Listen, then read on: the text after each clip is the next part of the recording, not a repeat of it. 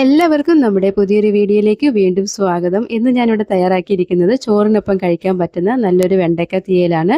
നല്ല രുചിയോടുകൂടി ഇതെങ്ങനെ തയ്യാറാക്കുമെന്ന് നോക്കാം. അതിനായിട്ട് ചൂടായ പാനിലേക്ക് അല്പം വെജിറ്റബിൾ ഓയിൽ ഒഴിച്ചു കൊടുക്കാം. ഇനി ഇതിലേക്ക് അര സ്പൂൺ കുരുമുളകും 8-10 ചെറിയ ഉള്ളിയും കറിവേപ്പിലയും കൂടെ ചേർത്ത് ആദ്യം ഒന്നൊന്ന് വഴറ്റി കൊടുത്തുകൊണ്ടിരിക്കാം. ഏകദേശം ഈ കളറായി വരുമ്പോഴത്തേക്കും അരമുറി തേങ്ങ ചിരികിയതും കൂടെ ചേർത്ത് നന്നായിട്ട് നമുക്കിതൊന്ന് വഴറ്റി കൊടുക്കാം. ഒരു 5 മിനിറ്റോളം സമയം നമുക്കിത് ചെറു തീയിലിട്ട് നല്ല രീതിയിൽ നമുക്കിതൊന്ന് വറുത്തെടുക്കേണ്ടതാണ്. അപ്പോൾ ഈ ഒരു രീതിയായി വരുമ്പോഴത്തേക്കും ഇതിലേക്ക് നമുക്ക് മസാലപ്പൊടികൾ ചേർത്ത് കൊടുക്കാം.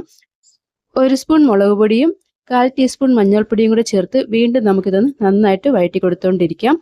മസാലയുടെ പച്ചമണമെല്ലാം മാറി വരുമ്പോഴത്തേക്ക് തീ ഓഫ് ചെയ്തിട്ട് തണുത്തതിന് ശേഷം നമുക്കിത് മിക്സിയുടെ ജാറിലിട്ടൊന്ന് നല്ലതുപോലെ ഒന്ന് അരച്ചെടുക്കാവുന്നതാണ്. അപ്പോൾ ഈ ഒരു രീതിക്കാണ് ഞാനിത് തയ്യാറാക്കിയിരിക്കുന്നത്. ഇനി ഒരു ചൂടായ പാനിലേക്ക് അല്പം വെജിറ്റബിൾ ഓയിൽ ഒഴിച്ചു കൊടുക്കാം. ഇതിലേക്ക് കടുകും വറ്റൽമുളകും കറിവേപ്പിലയും കൂടെ ചേർത്ത് ഒന്ന് വഴറ്റി കൊടുക്കാം.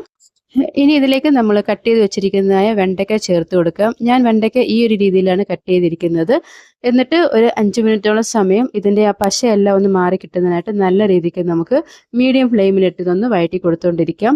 അപ്പോൾ തീരെ അങ്ങ് ഫ്രൈ ആയി പോകാതെ ഈ ഒരു രീതിക്കാണ് ഞാൻ തയ്യാറാക്കിയിരിക്കുന്നത്. ഇനി ഇതിലേക്ക് നമുക്ക് ചേർത്ത് കൊടുക്കുന്നത് കുറച്ച് പുളിവെള്ളമാണ്. നമ്മൾ അരച്ചു വെച്ചിരിക്കുന്നത് മസാലക്കൂട്ടും അരപ്പ് വെള്ളവും കൂടെ ചേർത്ത് ഉപ്പും കൂടെ ചേർത്ത് കൊടുത്ത് വീണ്ടും നമുക്ക് നന്നായിട്ട് നമുക്കിതൊന്ന് ഇളക്കി കൊടുക്കാം.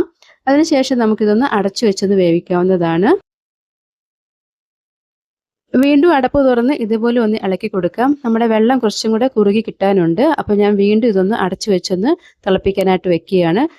അപ്പോൾ 2 മിനിറ്റിനുള്ള സമയം ഒന്ന് അടച്ചു വെച്ചതിന് ശേഷം വീണ്ടും നമുക്കിതൊന്ന് അടപ്പ് തുറന്ന് മിക്സ് ചെയ്ത് കൊടുക്കാവുന്നതാണ്. അപ്പോൾ ഇത് ഇത്രയേ ഉള്ളൂ. സിമ്പിളായിട്ട് ഉണ്ടാക്കാൻ പറ്റുന്ന ഒരു വെണ്ടയ്ക്ക തീയലാണ്. നിങ്ങൾ ട്രൈ ചെയ്ത് നോക്കുക.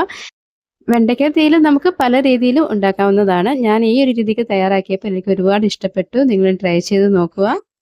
ഏത് കറിയും നമ്മൾ വെച്ച ഉടനെ തന്നെ നമ്മൾ കഴിക്കാതെ 2-3 മണിക്കൂറിന് ശേഷമാണ് നമ്മൾ ഈ കറി ഉപയോഗിക്കുക എന്നുണ്ടെങ്കിൽ ഒരുപാട് നമുക്ക് ടേസ്റ്റ് കുറച്ചും കൂടെ നമുക്ക് കിട്ടും. കാരണം 2-3 മണിക്കൂർ ഇരിക്കുമ്പോഴത്തേക്കും ആ പുളിയുടെ വെള്ളമെല്ലാം ഇറങ്ങുകയും കറി തിക്കാവുകയും അതായത് കുറുകി കിട്ടും കറി. അപ്പം നമുക്ക് കുറച്ചും കൂടെ ടേസ്റ്റ് ആയിരിക്കും കിട്ടും. അപ്പം ഞാനിത് ചോറിനൊപ്പമാണ് കഴിക്കുന്നത്. എനിക്ക് ഒരുപാട് ഇഷ്ടപ്പെട്ടു. വീഡിയോ ഇഷ്ടപ്പെടുകയാണെങ്കിൽ ലൈക്കും കമൻറ്റൊക്കെ ചെയ്ത് സപ്പോർട്ട് ചെയ്യാൻ മറക്കരുത്.